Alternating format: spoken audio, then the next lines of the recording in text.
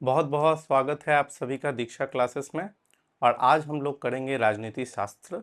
राजनीति शास्त्र का जो पहला टॉपिक है वो है आपका लोकतंत्र में सत्ता की भागीदारी। ठीक है, तो यहाँ पे कि किस तरह लोकतंत्र में सत्ता मिलती है तो उससे कोई शासन प्रणाली चलती है, हम उसकी बात करेंगे। क्लास 9th में आपने लोकतंत्र के बारे में कुछ पढ़ा होगा, हम लोग इसमें उसके बारे में कुछ विशेष जानेंगे। लेकिन फिर भी मुझे पता है कि आप लोग के दिमाग से बहुत कुछ हट गया होगा, इसलिए मैं फिर भी कुछ बात आपको रिकॉल करवा देता हूँ। पहली बात, लोकतंत्र होता क्या है? ठीक है, लोकतंत्र कहते हैं, लोक का मत अर्थ होता है जनता। ठीक है, तो जनता का शासन ही लोकतंत्र कहलाता है। ठीक है, एक आपका इसमें बहुत डेफिनेशन है। ठीक है, जनता जनता के द्वारा जनता के लिए किया गया शासन क्या कहलाता है? लोकतंत्र कहलाता है। ठीक है, ये आपका लोकतंत्र का सिंपल सा डेफिनेशन है। ये जो शब्द बना है लोकतंत्र, ठीक है, लोकतंत्र इसको इंग्लिश में बोलते हैं डेमोक्रेसी। ठीक है, डेमोक्रेसी। तो डेमोक्रेसी जो दो शब्द से मिलके बना है, एक है डेमो, दूसरा है क्रेशिया। इसका मतलब होता है डेमो मतलब जहाँ पे जनता का शासन हो। ठीक है, शासन पद्धति की बात करेंगे, वो शासन पद्धति में डायरेक्ट इन्वॉल्वमेंस कितना हो, किसका हो, तो वो हो वहाँ के रह रहे जनता का। तो वो क्या कहलाता है? डेमोक्रेसी कहलाता है। ठीक है, अब जैसे डेमोक्रेसी के अलावा और क्या होता है? जैसे एक राजतंत्र व्यवस्था होता है। राजतंत्र व्यवस्था में जो शासन पद्धति होती है वो राजा के हाथ में होती है, और राजा को का चुनाव जो होता है पब्लिक नहीं करती है, आम जनता नहीं करती है। वो जन्म से निर्धारण होता है कि वो वहाँ उस प्रदेश का राजा कौन बनेगा। लेकिन लोकतंत्र में ऐसा नहीं होता है। लोकतंत्र में सत्ता जो मिलती है वो जन्म से नहीं मिलती है, वो वहाँ के रह रहे पब्लिक, जो वहाँ के रह रहे लोग उनका चुनाव करते हैं, तब जाके वो क्या करते हैं, वहाँ के बनते हैं प्रधानमंत्री या राष्ट्रपति। जो भी वहाँ का पद वहाँ पे निर्धारित है उस पद को वो ग्रहण करते हैं। भारत की बात करते हैं। भारत में अभी हमारे प्रधानमंत्री नरेंद्र मोदी जी हैं। नरेंद्र मोदी जी क्या खुद से बन गए, या उनके फादर का जन्म जो था वो प्रधानमंत्री के रूप में हुआ था, मतलब वो प्रधानमंत्री थे? ऐसा कुछ तो नहीं है। उनके फादर का बैकग्राउंड आप देख लीजिए और उनका बैकग्राउंड देख लीजिए। कोई उम्मीद भी नहीं कर सकता था कि वो देश के प्रधानमंत्री बनेंगे। ठीक है, किसी की बात करें, राहुल गांधी, जिनके पूरे पे पूरे पूर्वज सब के सब जो हैं इतने इतने बड़े बिग शॉट बन चुके हैं, लेकिन आज तक अभी तक वो प्रधानमंत्री नहीं बने, क्योंकि जनता ने अभी तक उनका चुनाव नहीं किया है। ठीक है, तो लोकतंत्र में जनता का चुनाव बहुत ही महत्व रखता है कि जब जनता चाहेगी तभी वो वहाँ के प्रधानमंत्री बन पाएंगे। क्योंकि यहाँ पे हम लोग जाते हैं, वोट देते हैं, तो हमारे वोट के अनुसार वो क्या करते हैं, सत्ता करते हैं। क्योंकि लोकतंत्र में जो पब्लिक है उसको ये हक होता है कि कौन उसको रिप्रेजेंट करेगा, कहाँ? पार्लियामेंट में। ठीक है, अब पार्लियामेंट क्या होता है? ठीक है, तो हम लोग एक चीज जानते हैं, एक होता है, जैसे एक होता है लोकसभा। एक चीज और आपको बताते हैं। ठीक है, एक होता है आपको लोकसभा, लोकसभा, और एक होता है आपका विधानसभा। ठीक है, विधानसभा। ये दो चीज आप जान लीजिए। 543, 243। ये मैं बिहार की बात कर रहा हूँ, पहले बता देता हूँ, क्योंकि हम लोग बिहार के हैं भाई, तो अभी हम लोग को बिहार समझना है। पहली बात, लोकसभा और विधानसभा में क्या अंतर है? तो जब हम केंद्र की बात करेंगे तो हम लोकसभा की बात करेंगे, क्योंकि केंद्र में कौन होते हैं? केंद्र में होते हैं प्रधानमंत्री। ठीक है, प्रधानमंत्री होते हैं। और राज्य में जो होते हैं वो चीफ मिनिस्टर, ठीक है, मुख्यमंत्री होते हैं। तो जब हम केंद्र की बात करते हैं तो वहाँ पे लोकसभा होता है। ठीक है, और लोकसभा के में जितने सदस्य हैं जो कि भारत के अलग अलग क्षेत्र से चुने गए, वहाँ के लोग वहाँ वोट देते हैं, जिसको एमपी बोलते हैं, मेंबर ऑफ पार्लियामेंट। ठीक है, यहाँ पे जिनको हम लोग चुनते हैं, जैसे 543 है ना, ये 543 एमपी होते हैं। ठीक है, तो वहाँ के एमपी को हम लोग चुनते हैं। ठीक है, हम लोग चुनते हैं, और वो लोग क्या करते हैं, वहाँ जाते हैं जो सत्ता पक्ष के होते हैं। ठीक है, क्योंकि सत्ता पक्ष में इसको डिवाइड कीजिएगा तो इसका हाफ से एक ज़्यादा चाहिए आपको, कि आप बहुमत में अपनी सरकार बना पाए। ठीक है, तो जो सत्ता पक्ष में होते हैं वो सब मिलके हम अपने नेता को चुनते हैं, जो मुख्यमंत्री, जो प्रधानमंत्री बनते हैं। ये लोकसभा में होता है। विधानसभा में हम लोग सुनते होंगे, हम लोग रोला भी बहुत जमता है बिहार में, विधायक। ठीक है, पंचायत एक सीरीज आया, इसमें विधायक देख लीजिए, बहुत मस्त उसमें एक रोल दिया है, बहुत ज़बरदस्त। तो यहाँ पे क्या है, यहाँ पे वो 343 विधायक चुने जाते हैं और वो उसमें जो सत्ता पक्ष के होते हैं वो अपने नेता प्रमुख को चुनते हैं, जो कि वहाँ सीएम बनते हैं। जैसे बिहार के सीएम अभी कौन है, सम्राट चौधरी जी हैं। ठीक है, तो ये दोनों आपका हो गया। इसमें आप क्या देखिएगा, लोकसभा में राष्ट्रपति जो होता है, राष्ट्रपति से डायरेक्ट जो होता है उनका कनेक्शन होता है, क्योंकि राष्ट्रपति डायरेक्ट अपना कोई भी कार्य प्रधानमंत्री से करवाता है। ठीक है, और यहाँ पे अगर आप देखिएगा विधानसभा में जो होता है वहाँ पे आपके राज्यपाल होते हैं, गवर्नर। ठीक है, तो जो काम राष्ट्रपति का केंद्र में होता है वही काम राज्यपाल का राज्य में होता है। ठीक है, जिस तरह प्रधानमंत्री का शपथ ग्रहण राष्ट्रपति करवाते हैं, उसी तरह मुख्यमंत्री का जो शपथ ग्रहण है वो कौन कराते हैं, वहाँ के राज्यपाल कराते हैं। शक्तियों का बंटवारा जो है इस तरह से किया गया है, क्योंकि शक्तियाँ कहीं एक जगह केंद्रित नहीं रह सकती। अगर शक्तियाँ एक जगह केंद्रित होंगी तो उसको चलाना बहुत ही मुश्किल हो जाएगा, इसलिए शक्तियों का बंटवारा अलग अलग लेवल पे किया गया है। फिर आप देखिएगा यहाँ के बाद आप लोग डिस्ट्रिक्ट में देखिए, जिला में देखिए वहाँ पे आईएएस ऑफिसर्स होते हैं। वो क्या करते हैं, उस डिस्ट्रिक्ट को चलाते हैं, उस जिला को चलाते हैं, क्योंकि छोटे छोटे लेवल पे बंटवारा किया गया है। उसके अंदर देखिएगा तो और अनुमंडल, प्रखंड, ठीक है, ब्लॉक लेवल, आप सब देखिएगा धीरे धीरे छोटा छोटा लेवल पे किया गया। हम लोग बात करते हैं सत्ता में भागीदारी का, पहला टॉपिक है वो है लोकतंत्र में द्वंद्व।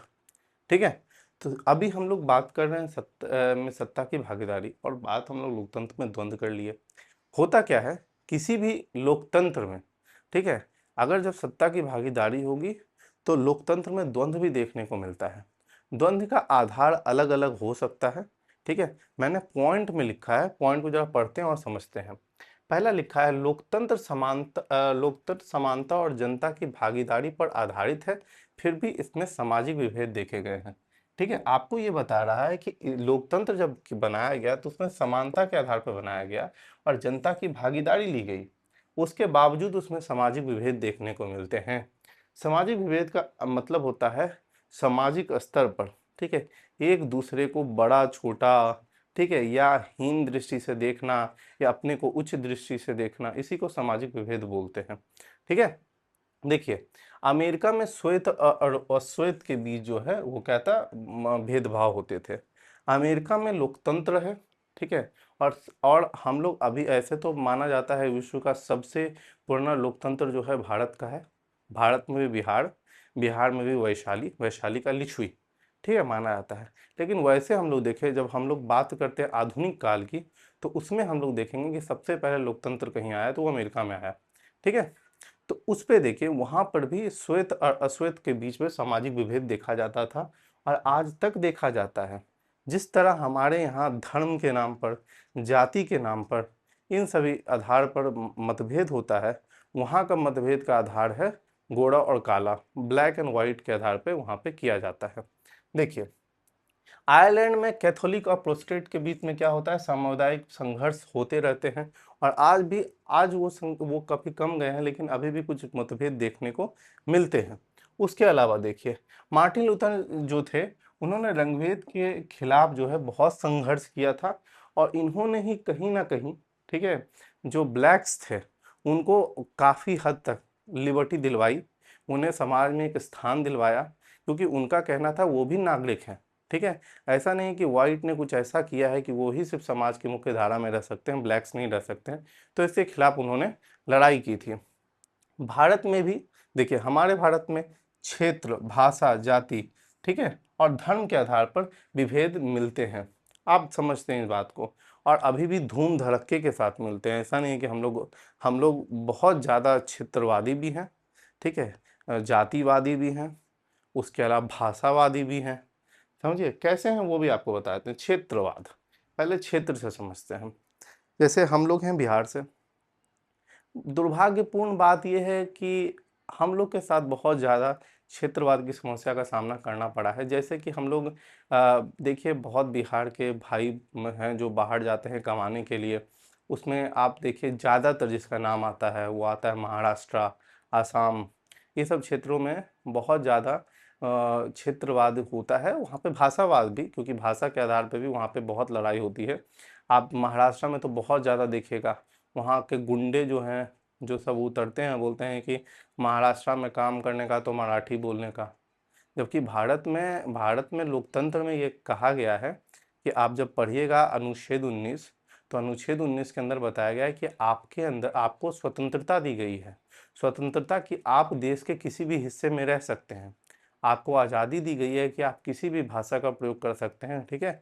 ऐसा कोई आप पे रिस्ट्रिक्शन नहीं लगा के रखा है कि आप कोई खास भाषा का प्रयोग किसी खास क्षेत्र में करेंगे, ऐसा नहीं है, ठीक है। मैंने आपको पहले भी बताया और अभी भी बताता हूँ, भारत की कोई राष्ट्रीय भाषा ही नहीं है, ठीक है। हम लोग को ये शायद पता नहीं कैसे सबको ऐसा लगता है कि हिंदी हमारी राष्ट्रीय भाषा है, जबकि ऐसा नहीं है। हमारी राष्ट्रीय भाषा को किसी भाषा को निर्धारित नहीं किया गया। इसका मुख्य कारण ये था कि सभी भाषाओं का अपना अपना स्थान है और सभी भाषाओं को रिस्पेक्ट करना हमारा काम है, ठीक है। इसी के लिए हम हमारे जो जो हमारे जो पूर्वज थे और आज भी जो सरकार है वो इस बात को समझती हैं कि भाषा भाषा जो है वो आज नहीं तो कब कब सांप्रदायिक रूप ले ले। अगर हम उस चीज़ को किसी एक भाषा किसी खास समुदाय पर थोप दे, अगर उनको हिंदी से प्रेम नहीं है या वो अपनी खास भाषा से प्रेम करते हैं और उन पर हिंदी थोप दिया जाए, तो वो कहीं ना कहीं विवाद का कारण बनेगी।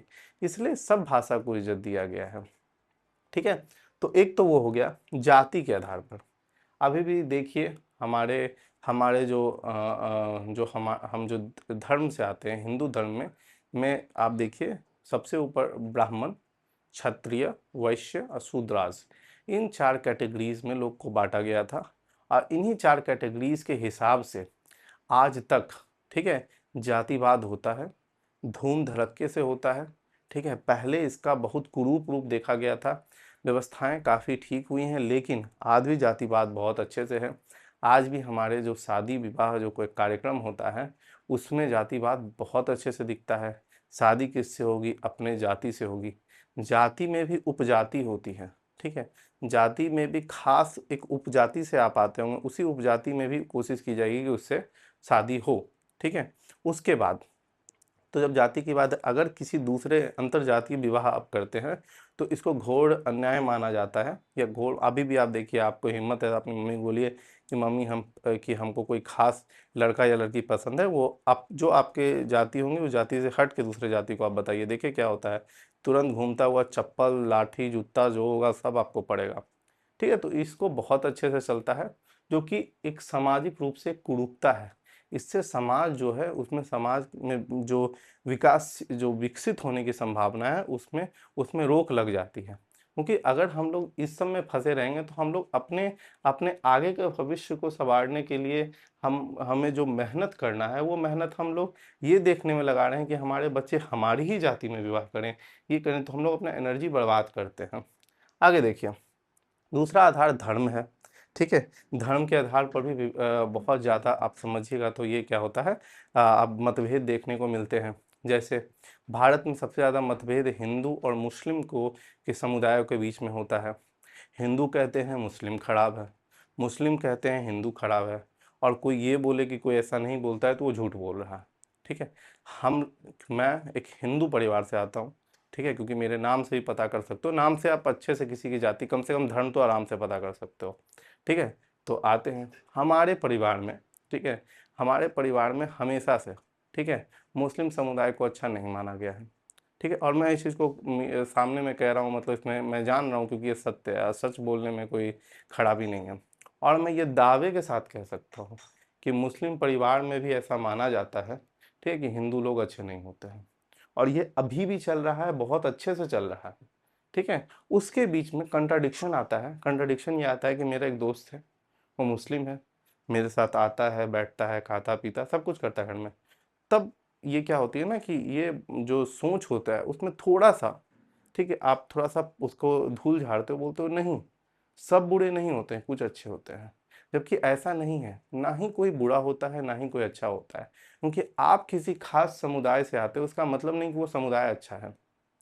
आप मेरी बात को ऐसे समझिए, आप देखिएगा ना, सामाजिक विभेद का सबसे बड़ा कारण जन्म को माना गया है। देखिए मैंने लिखा भी होगा, ठीक है, देखिए सामाजिक विभेद में मैंने कहीं लिखा है, हाँ देखिए, जन्म को माना गया है।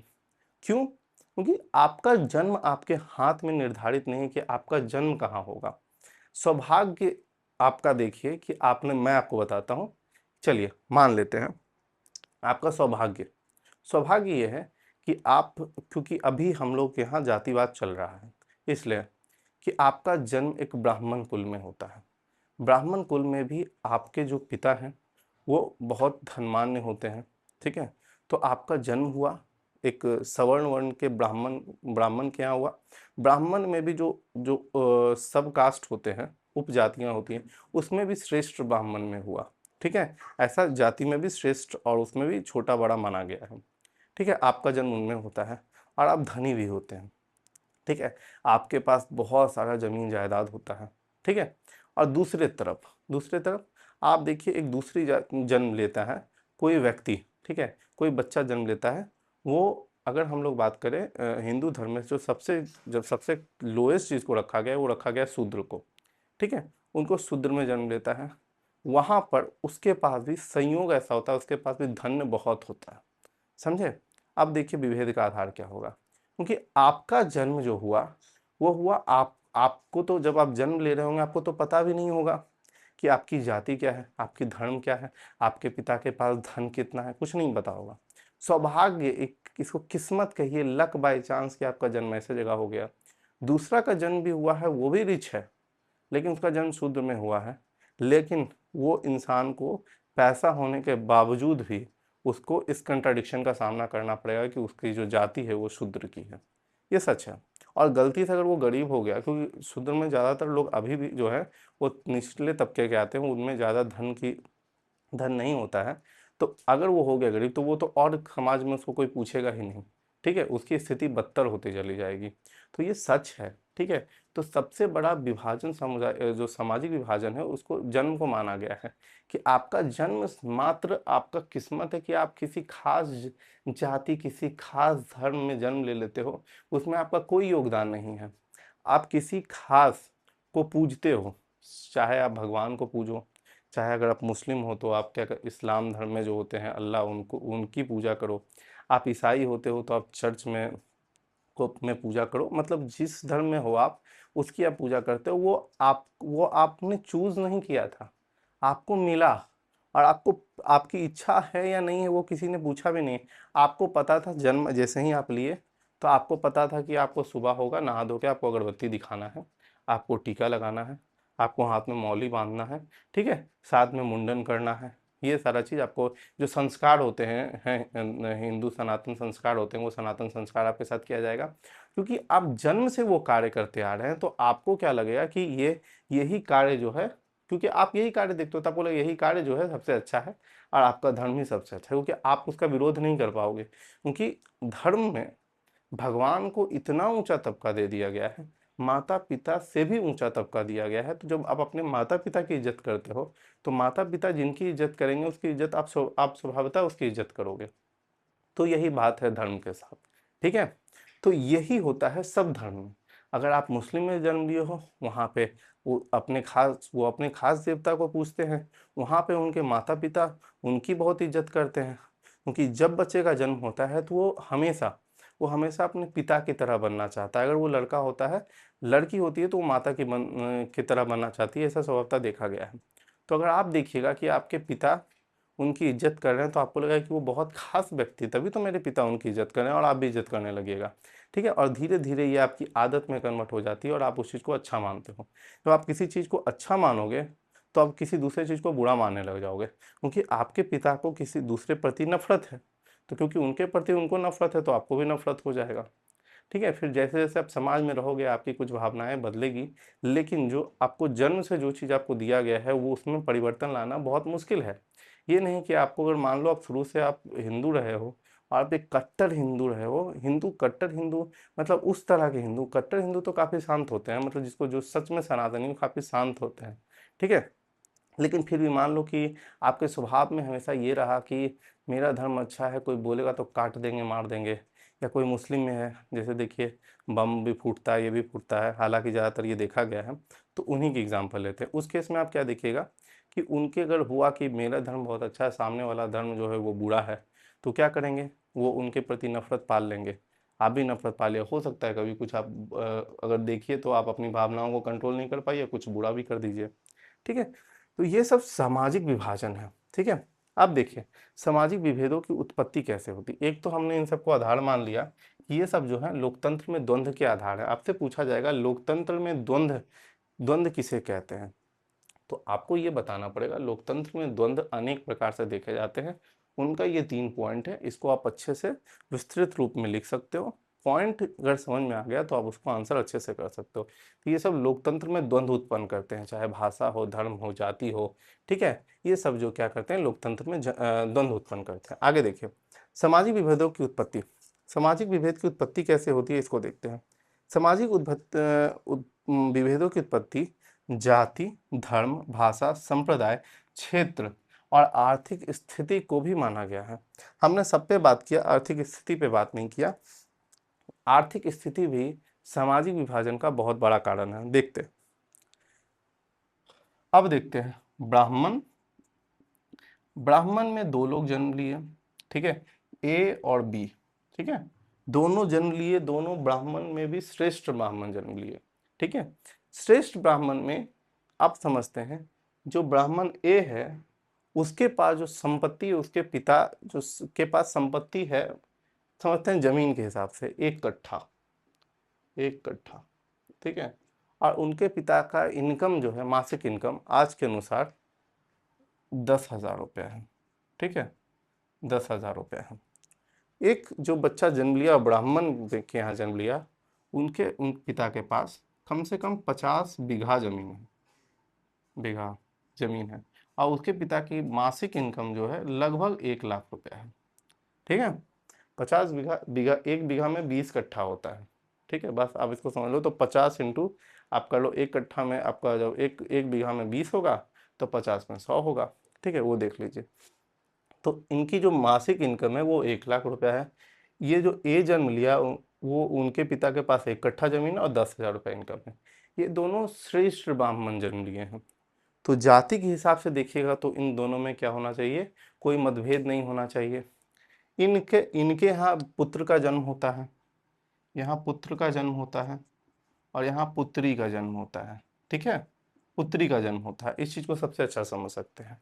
अब दोनों बड़ा होता है, ये जो है ए, क्योंकि ये ए लड़का है और बी लड़की है, तो ये जाते हैं अपनी पुत्र का संबंध लेके जाते हैं, क्योंकि सेम जाति में है, ठीक है, दोनों श्रेष्ठ हैं, तो जाते हैं अपने पुत्र का, या कि आप मेरे पुत्र से, मैं चाहता हूं कि मेरे पुत्र से आपकी पुत्री का विवाह हो। देखिए यहाँ पे आर्थिक आर्थिक आप देखिए विभाजन किस तरह होता है। अब क्या होगा, इनके पिता बोलेंगे अरे मैं आपसे क्या कर दूं, आप हैं क्या, आपकी औकात क्या है, लंथन जो बोलना है बोल दें, कि आपकी औकात, आप मेरे सामने हैं क्या, ना आप जमीन, ना जत्था, ना पैसा, ना पास, कुछ नहीं। तो यहाँ पे जो विभाजन हुआ, वो विभाजन का मुख्य आधार जो बना, ये नहीं बना क्योंकि ये तो समानताएं थी, ये दोनों ब्राह्मण थे। यहाँ पे विभेद उत्पन्न कहाँ हुआ, विभेद उत्पन्न होने का ये दोनों कारण था, ये कि ना ही उनके पास उतनी जमीन है, ना ही उनका जो जो इनकम का सोर्स है वो उतना है जितना कि इनके पास था। तो यहाँ पर भी सामाजिक विभाजन बना, और ये विभाजन को क्या बोलते हैं, आर्थिक, आपकी आर्थिक स्थिति। तो अगर आप बोलिएगा कि सर इसमें तो कोई बात है, अपने बच्चे की अच्छी स्थिति के बारे में सोचेगा, लेकिन चलिए एक और एग्जांपल देते हैं आपको। यही ब्राह्मण है, इसकी बेटी का इनकम इतना है, बगल में एक ब्राह्मण के बाद चलिए एक कोई दूसरी जाति ले लीजिए, इससे 2 गुना जमीन उसके पास है, इससे 5 गुना उसका इनकम है, लेकिन तब भी वो उससे शादी नहीं करेगा। क्यों? क्योंकि वो ब्राह्मण कुल का नहीं है। तो समझ रहे हैं ना, सामाजिक विभाजन के अलग अलग आधार हैं, अलग अलग पैमाने हैं, ठीक है। तो यही पैमाना जो कि बहुत ही ज़्यादा जटिल है, जिसको तोड़ना संभव नहीं रहा है, पता नहीं कब फ्यूचर में होगा, लेकिन अभी संभव नहीं रहा, तो ये विभाजन का कारण बना।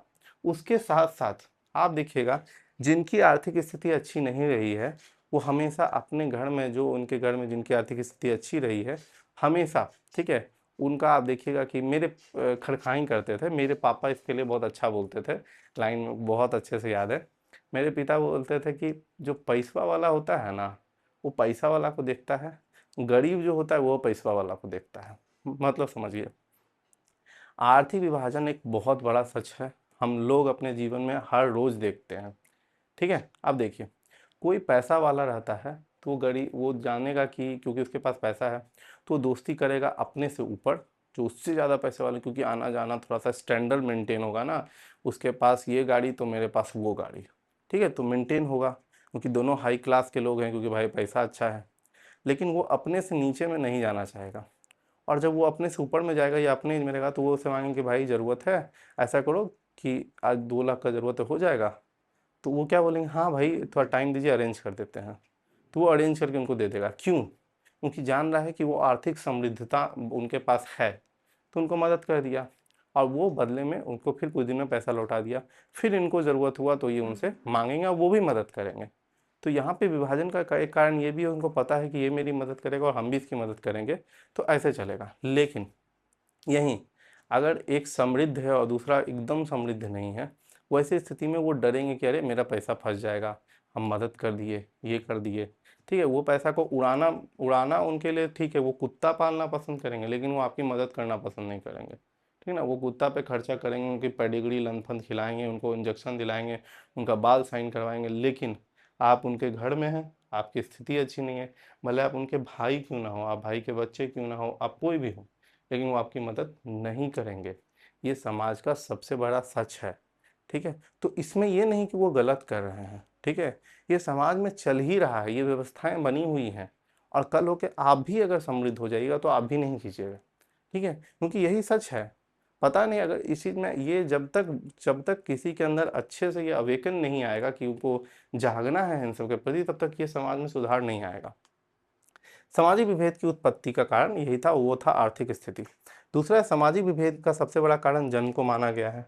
मैंने बार बार बताया, जन्म ही कारण है। आप सौभाग्य से किसी अच्छे घर में जन्म ले लिए तो आपका बहुत अच्छा पैसा वैसा सब मिला। अब अंबानी का पोता जन्म लिया भाई, सोना का चम्मच में जन्म का पकड़ के जन्म लिया, उसको क्या दिक्कत है? तो सौभाग्य उसका। और वही जन्म लेता है कोई गरीब के यहाँ, तो खैर स्थिति तो है ही ना। व्यक्ति की व्यक्तिगत पसंद भी सामाजिक विभेद का कारण बनती है। देखिए, व्यक्ति की पसंद, व्यक्ति की पसंद का एक तो चलो एक अलग से कारण आपको हम बताते हैं। जैसे किसी को शाकाहार खान भोजन पसंद है, किसी को मांसाहार भोजन पसंद है। तो आप देखिएगा, बहुत बार तर्क जो है शाकाहार और जो है और मतलब और मांसाहार के बीच में बहुत तर्क चलता है। शाकाहारी जो रहते हैं, जो वेजिटेरियन रहते हैं, वो बहुत तर्क देते हैं, जो नॉन वेजिटेरियन होते हैं वो भी तर्क देते हैं, ठीक है। लेकिन इन दोनों में विभेद उत्पन्न होता है। आप देखिएगा, ज़्यादातर जो वेज खाने वाला जो शाकाहार होते हैं, वो उनके यहाँ कभी आना जाना नहीं करेंगे, या फिर आने जाने से बचेंगे या कुछ खाने से बचेंगे, क्योंकि उनको लगता है कि ये लोग मांस मच्छी खाते हैं, इन लोग का जो इन लोग का रहन सहन बहुत ही खराब है, ऐसा है वैसा है, ठीक है। और जो मांसाहार रहते हैं वो हालांकि चले जाते हैं, क्योंकि वो शाकाहारी भी खाते हैं, लेकिन दोनों एक दूसरे के प्रति सोच अच्छा नहीं रखते हैं, ठीक है। ज़्यादातर इसमें शाकाहारी जो लोग होते हैं उनकी उनकी सोच ज़्यादा खराब होती है, मेरा ऐसा मानना है, क्योंकि वो आउटराइट कहते हैं कि ये लोग खराब हैं। लेकिन मांसाहारी वाले सिर्फ ये बात का समर्थन करते हैं कि नहीं भाई, ये सब घास फूस खाते हैं, लेकिन वो उनके यहाँ जाते हैं, क्योंकि उनको है कि हम तो ये भी खा रहे हैं, कोई बात नहीं, तो और पंडित है, जाने में क्या दिक्कत है। तो यहाँ पे जो ज़्यादा जो बोलिएगा ये पसंद पे, जो जो वेजिटेरियन होते हैं वो इस बात को ज़्यादा नकारात्मक रूप से देखते हैं। उसके अलावा अगर मान लीजिए आपको किसी दूसरे समुदाय के लोग पसंद आ रहे हैं, तो आप उसमें चले जाते हैं। आप मुस्लिम हैं, आपको हिंदू पसंद आ गया, आप हिंदू समाज में चले गए, तो आपको मुस्लिम समाज आपको बाढ़ देगा। वही सेम स्थिति, अगर आप हिंदू हैं, आपको कोई मुस्लिम पसंद है, उधर चल जाइएगा तो आपको हिंदू समाज बाढ़ देगा। हाँ, दोनों में ऐसी खतराएं ऐसा खतरा रहता है कि दोनों एक दूसरे को हो सकता है अपने बच्चे को मार दें, ठीक है, ऐसी संभावनाएं ज़्यादा दिखती हैं। तो वो भी जो है एक जो सामाजिक विभेद को उत्पन्न करती है। देखिए, धर्म परिवर्तन, लिखा हुआ अंतर जातीय विवाह। अगर देखिए ना, कभी भी जो क्षत्रिय होते हैं ना, राजपूत, ये हमारे गांव में भूमिहार का बहुत चलता है, हमारे गांव में भूमिहार बहुत है। तो वहाँ पे देखिए होता ये है कि अगर कोई मतलब कोई भूमिहार की लड़की रही और कोई शूद्र या किसी और का लड़का को पसंद कर ली, काट देगा उसको, लेकिन उससे शादी नहीं होने देगा। ये सच है, ये नहीं कि मैं डर रहा हूँ, ऑन कैमरा बोल रहा हूँ ना, ये सच है। काट देगा अपनी बच्ची को, लेकिन शादी नहीं होने देगा, ये सच है।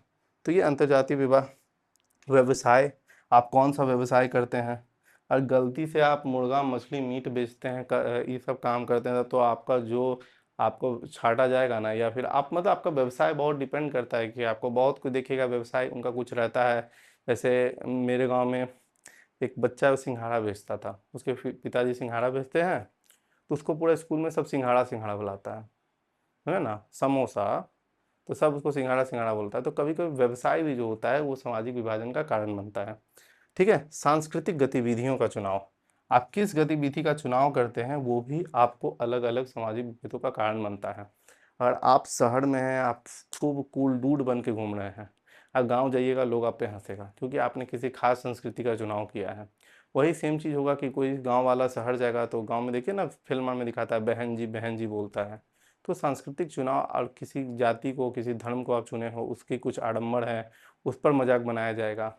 जो हिंदू रहेंगे वो बोलेंगे अरे ये सब क्या है, ऐसे हाथ करके पढ़ रहे हो, कौन देख रहा है, क्या कर रहा है 75 टाइम, ठीक है, नमाज पढ़ रहे हो। हिंदू बोलेगा क्या तुम मूर्ति पूजा सुबह दोपहर शाम अगरबत्ती घुमा रहे हो। समझे ना। तो अलग अलग जो होता है विभाजन का अलग अलग कारण बनता है। ठीक है, तो ये सभी विभाजन के कारण हैं। ठीक है, तो पहले आप इसको लिखिए, मैंने छोटा छोटा पॉइंट में आपको समझाया है, लिखिए फिर हम लोग आगे बढ़ते हैं। किसी भी समाज में जब व्यवस्थाएं इतनी ज़्यादा कुरूप हो जाए, ठीक है, कि दोनों एक दूसरे को एक्सेप्ट नहीं करें, तब वो जो सामाजिक विभेद है वो सामाजिक विभाजन बन जाती है। समझिए, जैसे संप्रदाय की बात करेंगे, हिंदू संप्रदाय और मुस्लिम संप्रदाय की बात करेंगे, तो हम लोग देखेंगे कि दोनों में सामाजिक विभेद जो है सामाजिक विभाजन का कार्य बने हुआ है, एक कारण बना हुआ है। आप कभी भी आप किसी गांव या किसी खास क्षेत्र में रहते हैं तो आप इस चीज़ को बहुत अच्छे से ध्यान दे सकते हैं कि किसी भी हिंदू समाज का घर हिंदू समाज के नज़दीक ही होगा। यहाँ पे हम लोग जाति विभाजन का को ख़त्म करके सामाजिक में आप देखिएगा संप्रदाय में कि धर्म विभाजन को ज़्यादा महत्व दिया गया है। जैसे अभी मैं जिस खास क्षेत्र में हूँ, इस क्षेत्र में अलग अलग जाति के लोग रहते हैं। ठीक है, उनमें भी विभाजन है लेकिन उसके बावजूद वो एक खास जगह ही रह रहे हैं, सब एक दूसरे के बगल में रह रहे हैं। लेकिन इस एरिया में एक भी मुस्लिम घर नहीं है। ठीक है, आप वहीं चले जाइए उस जगह पे जहाँ पे मुस्लिम क्षेत्र है, वहाँ पे आपको वहाँ पे भी बहुत सारे एक दूसरे में आपस में विभाजन है बहुत बहुत कारणों से, लेकिन उन सभी का घर एक साथ है, वहाँ आपको किसी हिंदू का घर नहीं दिखेगा। तो जब विभाजन इतना बड़ा रूप ले लेता है तब वो क्या होता है, सामाजिक विभाजन का कारण बनता है कि एक समाज दूसरे समाज को एक्सेप्ट ही नहीं करता है, दोनों एक दूसरे से दूर भागते हैं। मिलते हैं जब काम व्यवसाय धंधा रहता है या कुछ रहता है तो आपस में मिलते ज़रूर हैं, लेकिन दोनों में बहुत दूरियां रहती हैं। कोई एक दूसरे के साथ बैठ नहीं सकता है, सो नहीं सकता है, कुछ खा नहीं सकता है। ठीक है, आप देखोगे एक हिंदू दूसरे हिंदू के यहाँ आराम से खाता है, लेकिन वही एक हिंदू मुस्लिम के यहाँ जाने में परहेज करता है। ठीक है, दोनों के लिए है, मुस्लिम भी हिंदू के यहाँ परहेज करते हैं।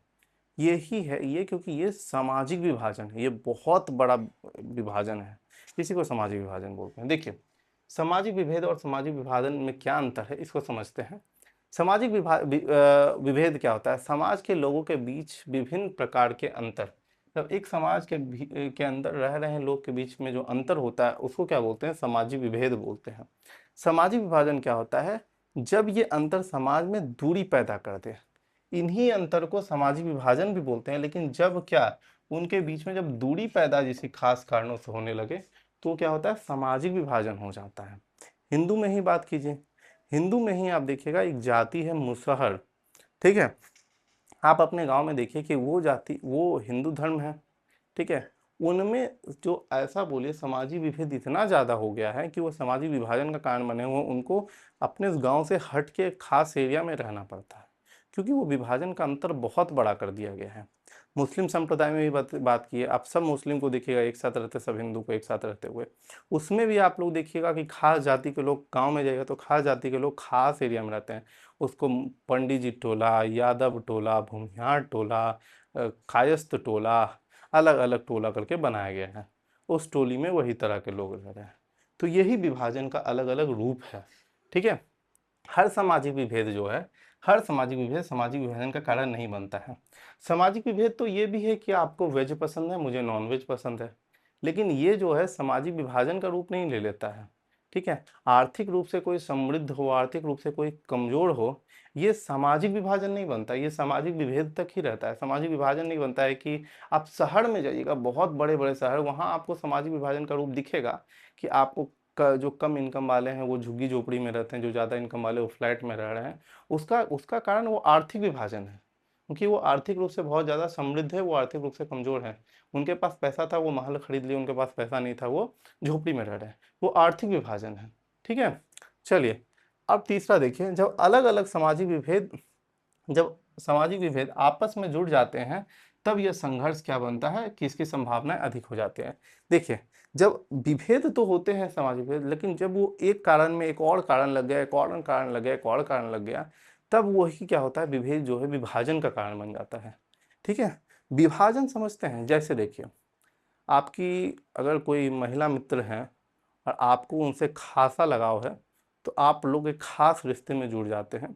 ठीक है? आप दोनों का विवाह नहीं हुआ है, अभी ये प्रचलन काफ़ी चला हुआ है, इसलिए इसका उदाहरण देना काफ़ी बेहतर होगा। तो आप क्या देखिएगा, आप दोनों में कंट्राडिक्शन होते हैं, क्योंकि कोई परफेक्ट नहीं होता है। आपको उनका कुछ नहीं पसंद आएगा, आपको उनका कुछ नहीं पसंद आएगा, तो एक दूसरे में थोड़ा सा कंट्राडिक्शन आना कहते हैं। लेकिन वो विभेद का कारण बनता है, विभाजन का कारण नहीं बनता है। लेकिन वही विभेद अगर हर एक चीज़ में होने लगेगा कि तुम ईस्ट हो हम वेस्ट हैं, हर जगह होने लगेगा, तब वो क्या होगा, विभाजन का कारण बनेगा और आप दोनों का ब्रेकअप हो जाएगा। तो ये ब्रेकअप क्यों? क्योंकि ये विभेद से विभाजन हो गया। विभेद होता है, एक दो कारण होता है, इसमें खराबी इसमें खराबी, तो हम दोनों एडजस्ट करके चलेंगे। लेकिन जब पूरी हर चीज़ में कंट्राडिक्शन होने लग जाए, तो विभेद से विभाजन हो जाता है, और वैसे में उनका चले जाना ही अच्छा है। तो चलिए, ये जो हमारा क्लास था, ये आज इसको हम यहीं पे समाप्त करते हैं। अगले क्लास में मिलेंगे, तब तक वहाँ पे अगले क्लास में ये कंप्लीट हो जाएगा। और आपको अच्छा लगा हो तो लाइक शेयर सब्सक्राइब जरूर करें। ठीक है? अगली क्लास में मिलते हैं, उस क्लास में आपका ये चैप्टर समाप्त होगा। तब तक के लिए बहुत बहुत धन्यवाद। नमस्कार।